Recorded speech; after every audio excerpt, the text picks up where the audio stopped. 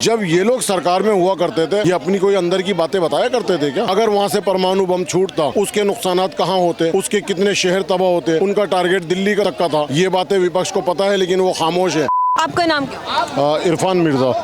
अच्छा सर, अभी ऑपरेशन सिंदूर के बाद जिस तरीके से सियासत हो रहा है, लगातार कांग्रेस का कहना है कि अब सबूत चाहिए, कितने राफेल गिरे, कितना भारत का नुकसान हुआ, जनता को पता होना चाहिए, जो कि सरकार बता नहीं रही है। अब इस पर सियासत चल रहा है। जब ऑपरेशन सिंदूर हो रहा था, तब ये विपक्ष कहाँ बैठा हुआ था, तब कहाँ घुस गया था? तब तो उन्होंने कोई सवाल नहीं करे, ना वो साथ में आए, खामोश बैठे हुए थे। अब उन्होंने, चूँकि वो विपक्ष में हैं, उनका काम है सवाल पूछना, इसलिए वो सवाल पूछ रहे हैं। अगर उन्होंने किसी तरह की बहस करनी है, किसी तरह की बात करनी है, तो मोदी जी ने खुला चैलेंज दिया है ना, आओ मेरे सामने आके बैठो, मैं बताऊंगा। मैं इस तरीके से क्यों आपको बताता फिरूं क्या करा है क्या? जब ये लोग सरकार में हुआ करते थे, ये अपनी कोई अंदर की बातें बताया करते थे क्या? यही वजह है कि मोदी जी इनका कोई जवाब नहीं दे रहा है। ऑपरेशन सिंदूर हमारा कामयाब रहा है, अंदर घुसकर मारा है, पीओके के अंदर जाकर मारा है, सारा देश जानता है, सारी जनता जानती है। लेकिन वो कह रहे हम तो थे, सरकार के साथ थे आतंकवाद के खिलाफ, सरकार झुक गई, सरकार सीज फायर कर दी, हम तो सरकार के साथ थे।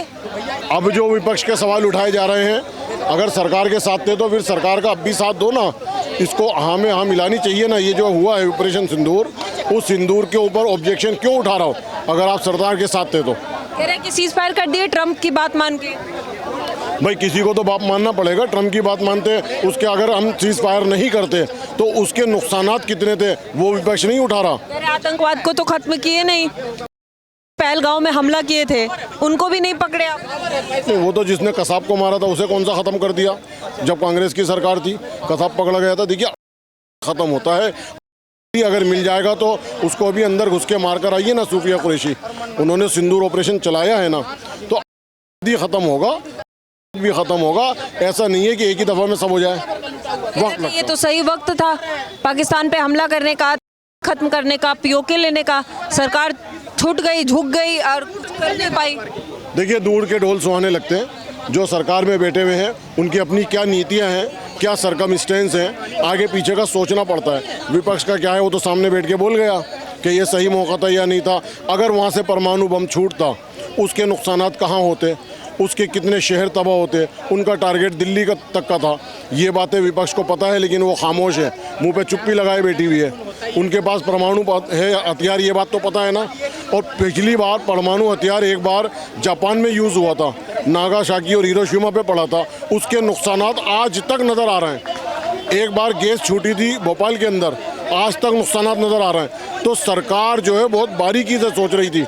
उन्होंने सीधा सा कह दिया था कि अगर आपने ये सिंदूर ऑपरेशन बंद नहीं करा तो हम अपना वेपन स्टार्ट कर रहे हैं। इस बात के बाद वहाँ पर ट्रम्प प्रधानमंत्री ने तो कहा ना कि किसी परमाणु बम के ब्लैकमेल से अब भारत डरने वाला नहीं है, भारत हमला करेगा।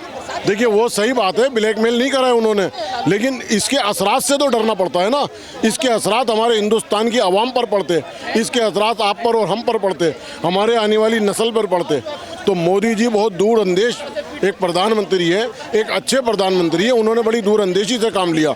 और ये ऑपरेशन सिंदूर अभी ख़त्म नहीं हुआ है, अभी फिर मारेंगे, घुसकर मारेंगे, कराची में जाकर मारेंगे। लेकिन कांग्रेस का मानना है कि अभी इस पे चर्चा होना चाहिए, सदन में विशेष सत्र बुलाना चाहिए सरकार को, और देश को जानना चाहिए, देश को ये बात जानने का हक है कि क्या हमारा नुकसान हुआ। तो ऑपरेशन सिंदूर पे एक चर्चा होनी चाहिए। ये संविधानिक मामला है, संविधान का जो उसूल है, जो संविधान का रूल एंड रेगुलेशन है, उसके हिसाब से देश चलेगा, विपक्ष के हिसाब से थोड़ी चलेगा। अगर संविधान में ये रूल है कि इस पर चर्चा होनी चाहिए तो वो अपनी एप्लीकेशन दायर करें, मोदी जी उसके ऊपर चिंतन करेंगे कि करना चाहिए या नहीं करना चाहिए। कह रही है जनता को जानने का हक है। नहीं, जनता को नहीं, संविधान के हिसाब से चलेगा देश, जनता और विपक्ष के हिसाब से नहीं चलेगा। कहते संविधान के हिसाब से चलता ही नहीं है, तानाशाही चलती है मोदी की। उनके कहने का क्या है, कोई एक बात ऐसी बताइए जो संविधान के खिलाफ हुआ हो, जहाँ पे सबका साथ और सबका विकास ना हुआ हो। सारी बातें संविधान के खिलाफ थोड़ी चल रही हैं, सब संविधान से देश चल रहा है, वो गलत बोल रहे हैं वो लोग।